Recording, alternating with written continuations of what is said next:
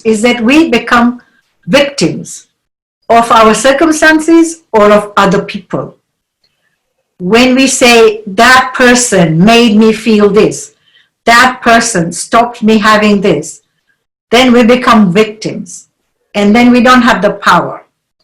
So this is a very nice quote which I like. It says, you relinquish your power when you blame others for situation in your life. The blame does not change the situation and only keeps you in the victim mentality. It's like you chaining yourself into, into your own prison. And we lose our power. We're giving away our power when we say it's that person who made me feel this way. Now I'll tell you, before my journey, which I shared with you guys earlier on, in my journey, before my journey of self-discovery, I was living with a lot of blame and fear. My fear was fear of rejection. And in that fear, because of that fear, I was blaming other people because I hadn't learned that it's my responsibility, that I have the power. I'm the one who can change my life. So I actually used to blame my husband. And what was I blaming him for? Because he used to say things like, oh, do you have to go there when I'm home? I don't like to be on my own, things like that. And because of who I was, the way I was brought up to please people and not to make other people feel bad, I would not go. I started not going when I wanted to when he was home. And that wasn't a very healthy place for me. But I was living like that, not really knowing any different. And I used to think I'll be rejected if I voice that I want to do something, or if I oppose. I was looking at it as oppose rather than expressing my feelings and saying what I wanted. I wasn't saying what I wanted, and I was assuming. So I was really telling all my friends, oh, he doesn't allow me to do this. That's why I'm not doing it. He doesn't allow me to come out. But really, that was my false expectations appearing real, and I wasn't taking responsibility for my own happiness, for what I wanted to do. And I kept blaming. So whenever we blame somebody, we are giving our power away. Our circumstances cannot control us. Right now, we've got COVID. We can allow it to control us, or we can take charge. And we can say, okay, this is the situation I'm in. How can I make the most of this situation? So we change our mind about it. We change our perception about it. Same with our family members or people at work. Anywhere you notice you are blaming or getting upset or frustrated, you know that you are giving away your power. Okay? So taking responsibility means not to blame anyone else or your situation or your circumstances or yourself even for being, doing, or having or feeling whatever it is you're feeling. Taking responsibility means being aware of the payoffs that keep you stuck. Sometimes stepping out of our comfort zone is very fearful. And so we stay in that comfort zone. And that's like a payoff, Sometimes people stay down and depressed because they're getting so much attention from other people. And they're so scared that they will lose their attention. But actually, they'll get attention in a positive way if they actually move out of that depression. So sometimes people stay stuck without knowing, subconsciously, not consciously. They're not realizing. But because of what's going on, they are just staying, because it's comfortable. And you don't have to make an effort. You don't have to reject anybody. You don't have to upset anybody. But sometimes we have to live our life. And if other people get upset, it's their problem. We didn't upset them. We are just doing what we feel is necessary for us and our well-being. Like sometimes we say yes to people who are asking for help, when really we want to say no. And yes, we have been taught that we should help other people. But what I've come to believe is we should help other people, not at the expense of us. If we go out and help at the expense of our own, we are tired, we might be exhausted, we might feel that at that moment we don't have the energy, and we still go and do it, you're depleting your energy. And when you go and help, you're not helping 100%. But if you fulfill yourself, if your glass is full, then the water that you're pouring in will overflow.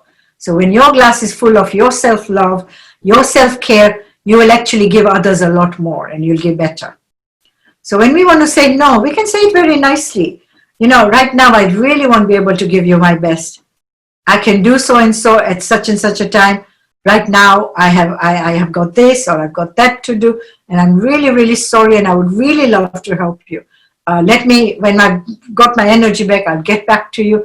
We can help people, but let's help after fulfilling ourselves. And as a community, we have this thing, it's selfish.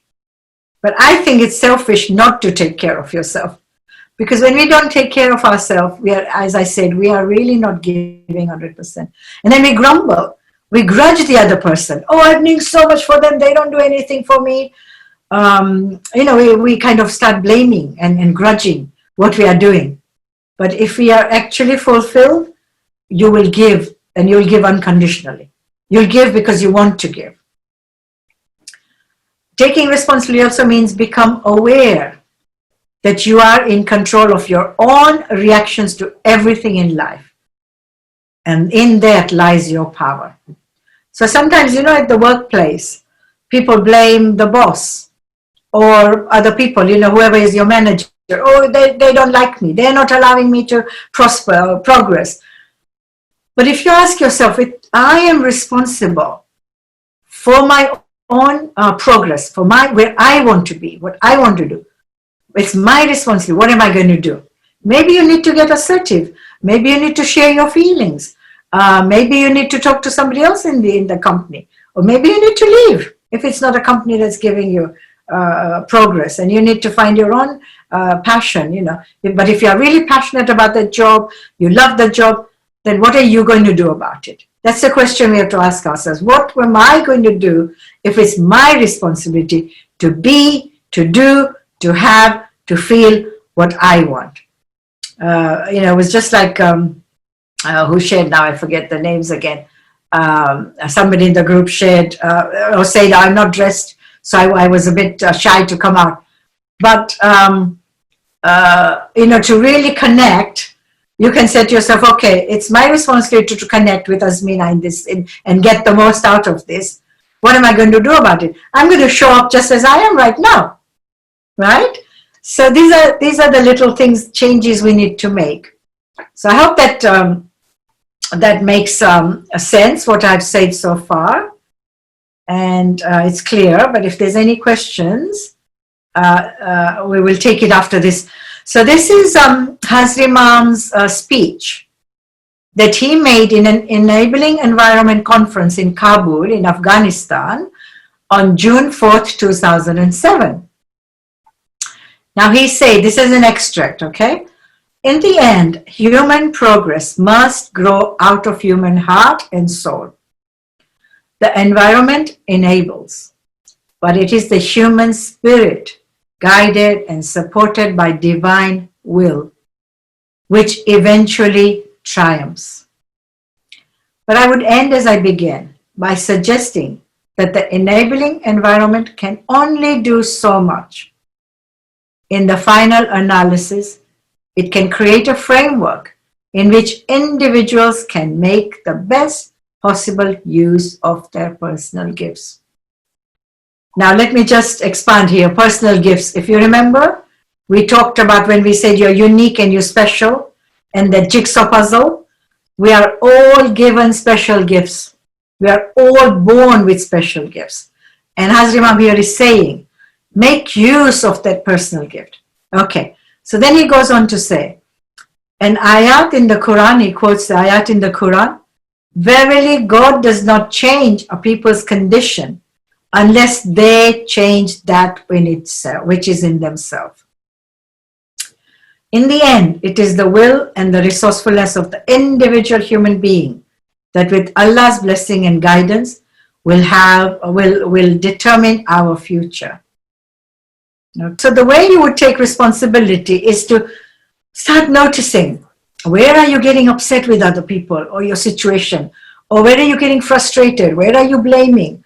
Where are you feeling helpless? Self-pity. Oh, poor me, why is this happening to me? No. What can I do about it is the question. The question is not why, or why is this happening? The question is, what can I do about it? If the power is in my hands, what little changes can I make? Do I need to communicate with that person? Do I need to be more assertive? Do I need to be more positive? Do I need to change my thoughts?